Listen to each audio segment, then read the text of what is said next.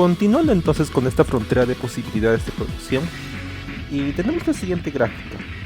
En esta gráfica nuevamente estamos comparando el tema de los vehículos y de las computadoras. Para eso entonces vamos a continuar explicando esta disyuntiva que hay entre la producción de diferentes bienes en un momento determinado. Pero recordemos que esta disyuntiva o esta duda puede variar con el tiempo.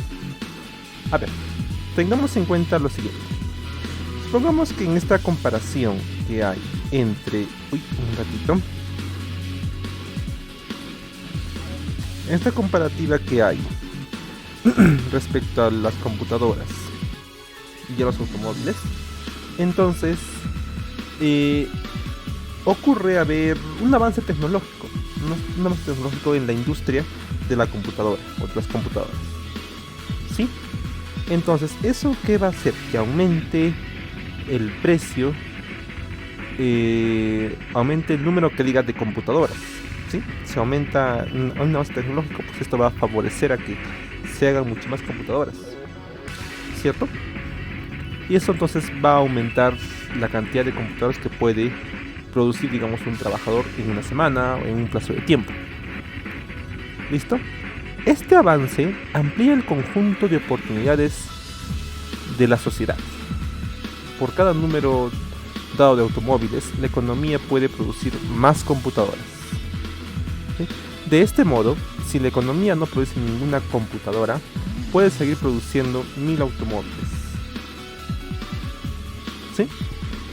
Lo que se traduce que en uno de los extremos de la frontera queda igual, me refiero a los automóviles, mientras que la otra puede tener un incremento, ¿no? Como el caso de las computadoras. ¿Sí? Los vehículos quedarían iguales, las computadoras aumentaría su producción. Bien, esto entonces, como resultado, pues la curva se va a desplazar de esta manera como tú la ves aquí, ¿cierto? Entonces tenemos en cuenta que esta figura nos muestra cómo es que lo que ocurre cuando crece la economía. La sociedad desplaza la producción de un punto de la frontera anterior a un punto más elevado, ¿no? Como el caso de la computadora, lo desplazó más arriba, ¿cierto? Y el punto en el que se desplaza depende de las preferencias que se tengan. Pues aquí influye mucho, pues, ¿no? Las personas qué tan necesariamente tienen una computadora. Es su preferencia, ¿no? Frente, digamos, a tener un auto.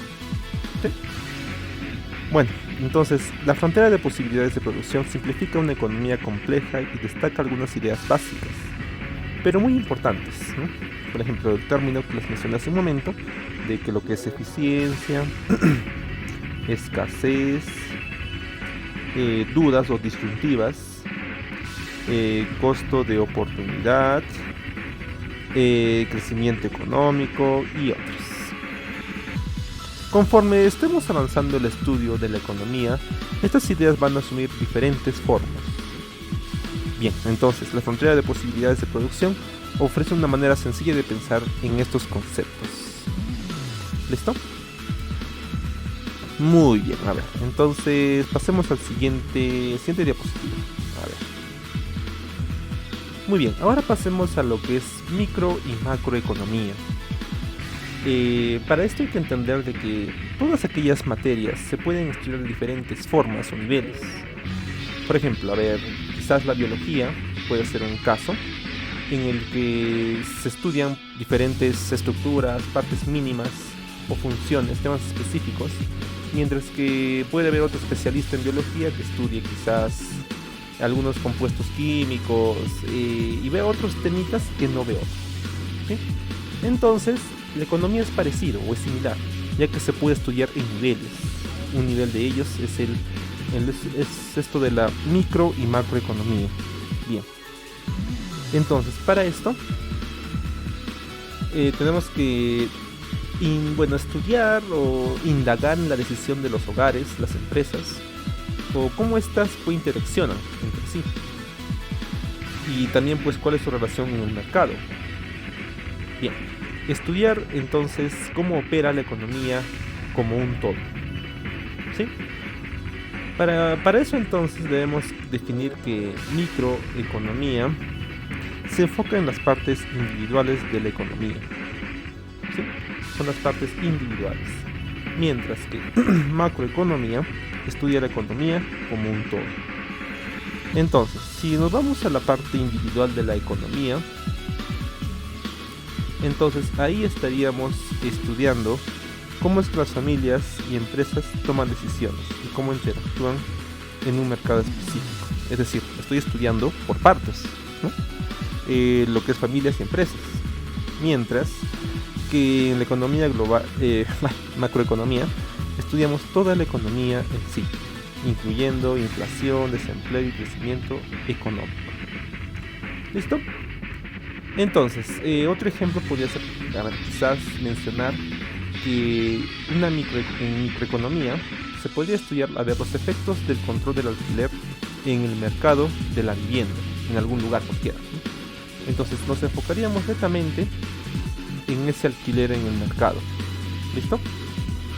Entonces, este análisis solamente se va a enfocar en ello, mientras que los macroeconomistas, por su parte, pueden dedicarse a estudiar todos los efectos de endeudamiento que haya y que lleve, pues, y que contenga en sí al tema del mercado de alquileres, ¿no? Es una pequeña forma, ¿sí? También se podría mencionar de que estas dos partes, bueno, están estrechamente relacionadas, debido a que los cambios en la economía general son el resultado de decisiones de millones de personas. Es algo difícil entender los fenómenos macroeconómicos sin considerar aquellas decisiones que sean microeconómicas. ¿Bien? Entonces ambos están ligeramente relacionados. Listo. Bueno, a ver, ahora pasemos a que el tema de economistas como asesor político. Bien.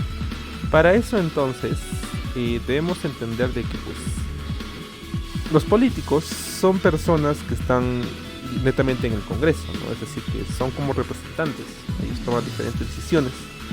Pero aquí la pregunta es, ¿no? ¿Qué pasaría si estas personas fuesen economistas? De ser así, entonces podrían tomar mejores decisiones, estarían al tanto de qué es lo que causa, digamos, el incremento del sueldo mínimo. Si ellos supieran bien las consecuencias, estoy seguro de que podrían tomar otras decisiones. Entonces, es por eso que muchas veces los economistas son asesores de algunos políticos. Bueno, deberían serlo, ¿no? ¿Para qué? Para que así tomen mejores decisiones y pues así mejore simplemente el país. Esto debido a que, como te mencioné antes, los economistas tratan de explicar el mundo de una manera sencilla, creando modelos, ¿sí? Luego también, de alguna manera, estas personas también, al explicar y brindar sus servicios como asesores, lo que hacen es intentar cambiar el mundo. Claro que el mundo es una expresión muy grande, ¿no? Pero es quizás una porción de donde se viva, ¿no? Donde esté residiendo la persona, porque cambiar todo el mundo, pues tendría que haber un político que gobierne todo el mundo. Bueno, o quizás se llegue a un acuerdo. Es un tema también bastante amplio. ¿Listo? Tengamos en cuenta eso. Muy bien, a ver, ahora pasemos a la siguiente diapositiva. Análisis positivo y normativo. Bien.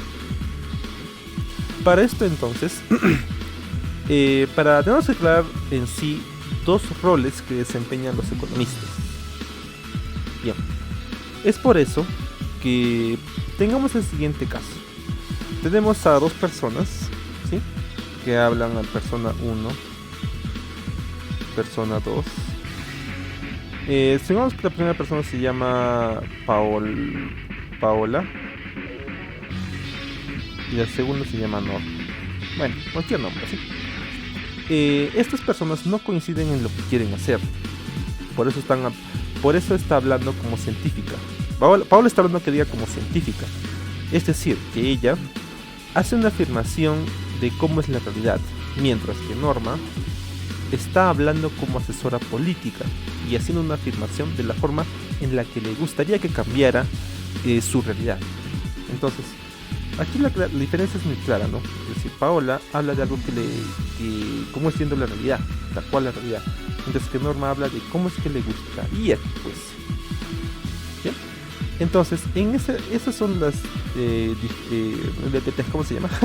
Ya, aquí está, afirmaciones positivas, ¿sí? Es decir, son aquellas afirmaciones que describen el mundo tal como es un análisis descriptivo, mientras que una afirmación normativa simplemente es de un deseo de cómo es que debería ser el mundo. Por lo tanto, es un análisis prescriptivo. ¿Listo? Entonces, esa es la diferencia entre ambos. Bien. Entonces, ahora si nos ponemos a averiguar un poquito respecto a la diferencia que hay, pues simplemente es que es el enfoque que tiene cada afirmación, ¿no? Es decir, que es una afirmación descriptiva, pues se describe la situación como está. Descriptiva es algo que les gustaría. Bien, para eso también es importante entender de que eso va a depender de las creencias que tengan las personas. Va a depender de sus creencias, de su punto de vista, ¿sí? De cada persona. También hay que tener en cuenta pues esta relación que hay entre las dos. Conforme se estudia la economía, es importante tener en cuenta pues que la distinción que hay entre ambas afirmaciones, porque nos ayudará a centrar la atención en la tarea que necesitamos. Bien, entonces, ¿qué podríamos decir? ¿Afirmaciones positivas y normativas? A ver, si nos ponemos en un ejemplo, podríamos mencionar que una persona de aquellas diga que el salario mínimo originará una discriminación en el empleo entre los trabajadores menos calificados. Entonces, esto está hablando de una afirmación positiva, ¿no? Es decir, es algo que se ha estudiado, se ha visto y efectivamente va a ocurrir si es que se aumenta el salario mínimo. Bien, mientras que si digamos Norma estuviese en ese ámbito, o bueno, opinase de lo mismo, pues ella le gustaría que no fuese así, ¿no? Le gustaría que el sueldo mínimo, pues al incrementar el sueldo mínimo también el empleo se mantenga o quizás aumente. Entonces, simplemente es cuestión de que cuando una persona hace una afirmación normativa, pues no se está enfocando desde un punto de vista científico, ¿sí? Por lo tanto, pues en cambio el economista sí se enfoca en un punto de vista científico, porque él está tomando pruebas, datos de lo que acaba de ocurrir. ¿Listo? Entonces, después de eso, pues hay que también evaluar diferentes preguntas y situaciones. Muy bien. Entonces, hasta aquí llegamos con este tercer video, no recuerdo, de este capítulo número 2. Bueno, esté atento a cualquier duda. Recuerda suscribirte, compartir, darle me gusta, no cuesta nada y eso ayuda mucho a crecer este canal. Bueno, nos vemos.